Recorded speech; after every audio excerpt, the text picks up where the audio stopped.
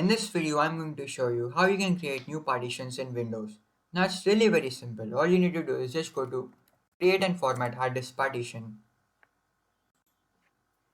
And now you need to select the drive from which you are going to free up some space. So here I have the D drive in which I have like 600 GB. So from this drive, I want to like separate 300 GB and create a new drive. Now we are going to free up some space from the D drive. So to do that, all you need to do is just right click on the drive and do shrink volume. Now you need to enter the amount of storage that you want to separate in megabytes. So as I want to separate like 300 GB, it will be like around 300,000.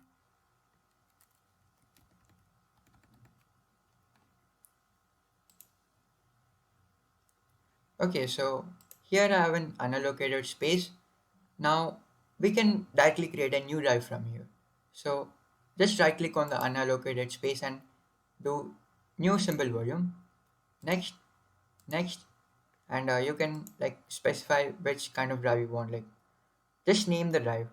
Here I'm gonna go with A. And next, next, and finish. And there you have like this is how you create new drives in Windows. Now another topic that I want to discuss is that what if you do not want to have this, you don't want this drive anymore, and you want to again mix this both drives together. And that is also very easy. All you need to do is just click on the drive which you have just created right now, and you can simply just delete the volume.